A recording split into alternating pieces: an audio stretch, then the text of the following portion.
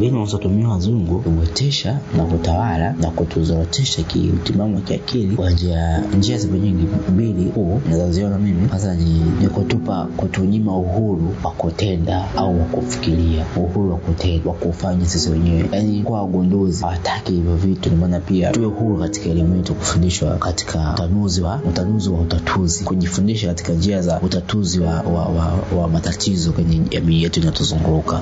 Hawataki utawala na wanatumia mamlaka yao ya nguvu iliyokuwa nayo ya utawala na nguvu ya nguvu sisi utufanya kwamba tusiwe watu wa kujitegemea, tu watu wa kutegemea. Cha pili, wanatuzorotesha kwa kutupa misaada ili tuendelee kuwa majuha, mapumbavu, kwa sababu wewe kwa mtu wa kusaidiwa kila siku, wewe hauwezi kuwa na fikra ya kujisaidia au ya kujitatulia matatizo, kujiondoshia matatizo. Hiyo ni kitu ngumu. Sawa, mtoto ambaye anachokitaka wewe unampa, sababu mtoto hawezi kutengeneza fikra pevu au akili pevu ya kujenza kujipambania, kwa sababu anajua nikiwa na tatizo nitasaidiwa. Hivyo watumie hizo njia. Kwa kile sisi tunachokihitaji tunapewa. Sasa hilo endelee kututawala kwa pumbavu, kutuzorotesha kiakili. Akili yetu siweze kufanya kazi, siweze kufikiria. Sababu ujue akili ifanye kazi, ni lazima kukutana changamoto, kukutana na mambo magumu. Akili ndio itatanuka, akili itapata ufahamu wa kuweza kuwaza zaidi kwamba hiyo changamoto yako utaweza kuitatua vipi, utaweza kuiondosha vipi, utaweza kufanikiwa kutoa ile changamoto. Sasa unapotatua ile tatizo, ndipo unapata ufahamu na uelewa na kuwa mgunduzi zaidi wa mambo.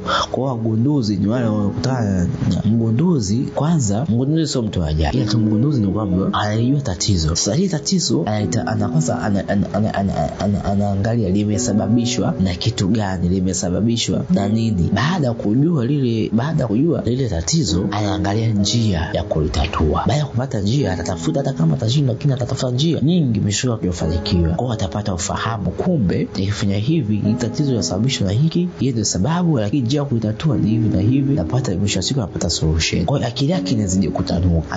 Akikutana tatizo lingine tena itakuwa ni hivyo. Kwa akili inazidi kutanuka kutokana na changamoto zinazokutana nazo, anafanyia research, apata jibu, mwisho siku apata solution. Sasa sisi tumezoroteshwa kila kitu kusaidiwa, sio watu wa kujipambania. Sasa ni sisi ni sasa na mgonjwa mwenye kulishwa uji. Sasa utajiweza kujipambania kitu kigumu. Hata kama umepona lakini bado unalishwa uji, utazorotesha. Kila siku utaendelea kuwa mgonjwa. Kwa sisi wa Afrika ni wagonjwa kila siku ambao hatuwezi kujitegemea sisi wenyewe kutatua changamoto zetu. Na sasa hilo tatizo, hiyo ndio sababu kwa sisi. Lakini sio kwamba wao ni watu ajabu sana, kama wao wana maarifa makubwa. Ni sawa, tunazidi ufahamu na uelewa, lakini walichotubana sisi ni hapo tu kwamba tusiweze kujimiliki sisi wenyewe. Matatizo yetu tusiweze kuyatatua sisi wenyewe. Wengi tuache matatizo yetu tuyajue sisi wenyewe. Leo sisi tunaona waajabu, tunawa appreciate sana, kuona kwamba hao ni genius sana, wana akili, wana ufahamu kubwa sana.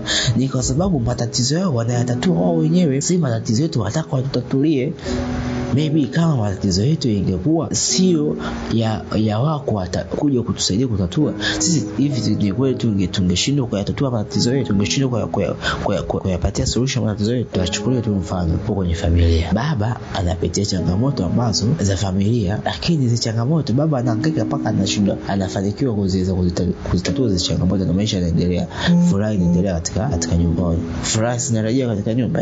Sasa kama baba kaweza kutatua changamoto za kwenye nyumba na furaha karejea, tungeshindaje kitaifa na kutoa matatizo yetu? Tukipata tufahamu kwa kiakili. Lakini watu tunaona genius kwa sababu matatizo yao wanayatatua wao wenyewe, au sisi watu bana. Basi zai kama tungeshindwa kutatua matatizo yetu, sidhani kama tungeshindwa kuwa wavumbuzi. Sasa hawataki kutupa uhuru katika hilo, kwa sababu wajua tukiwa sawa, nani ataweza kutawala wenzake? Kwa ndio kufanya sema mambo mapumbavu waende kutawala.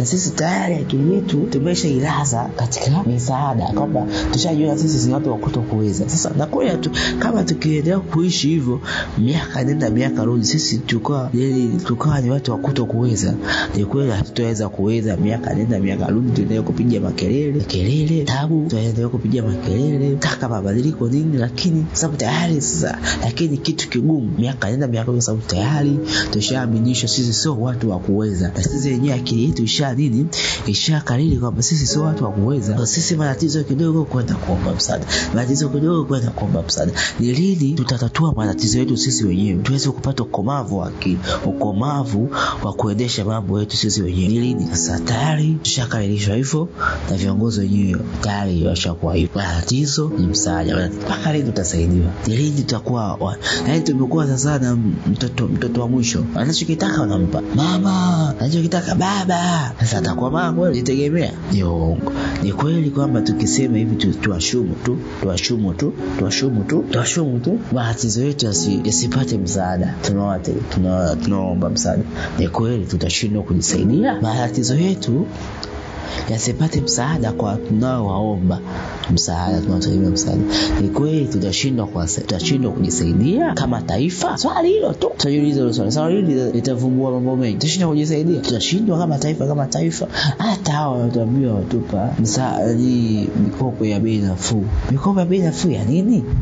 Sisi akili yetu itachaji vipi kutegemea? Mpaka leo tunategemea mikopo ya bei nafuu. Tutapata vipi plan B, fikra pinduzi ya matatizo yetu? Tuache tusaidie tukomae, tuache usitusaidie tukomae sisi wenyewe. Akili yetu itapata vipi fikra pinduzi, fikra kubadilisha matatizo yetu kwa muda matatizo yetu? Solution sio kuhitaji mikopo ya bei nafuu. Solution tusaidie, alafu tuangalie, tukae chini tuumize kichwa. Tutashindwa akili ya kutatua matatizo yetu. Sasa ukiingia huko wanakubana sasa. Unajua uwezo ukaishi peke yako, kuna kitu utahitaji kwa pale siku kuja kuhitaji unakubana. Sasa kwenye akili ndogo tunasema ngoja tuifungue dunia kwa sababu ya mikopo, sio tuwete.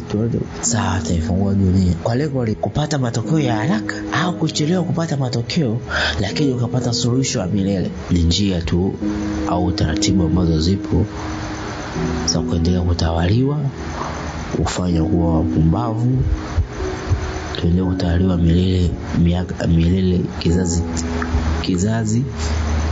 na kizazi.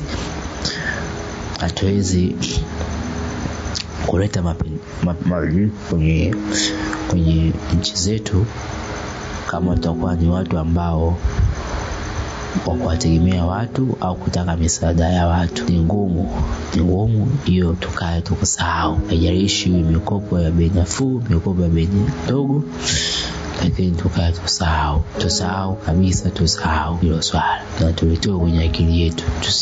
Tusijipe imani wala nguvu. Either wanajua na sio either, yani hivyo wanajua, lakini kutokana na ndio nakwambia, dunia inaendeshwa na binafsi. Dunia inaendeshwa katika usawa. Ingekuwa dunia inaendeshwa katika usawa, nadhani kila bara kwa nchi ingekuwa imeendelea, ina maendeleo makubwa sana. Kwa sababu kama hatuwezi kuwa sawa, so sometimes maisha mengine, umaskini watu wengine usababishwa na watu, sio Mungu, na watu tu wanataka. Sababu kisha kuona unachipuka, watu wanakuumia, wakishindwa kukuziba wanakupoteza. Kama unapambania watu huko nyuma, kwa wale watu huko nyuma wanastop, wapi mwangaza? Tatizo. Lakini siamini kwamba wazungu wametuzidi sana akili ya uhalifu. Siamini katika hiyo. So vitu vinaonekana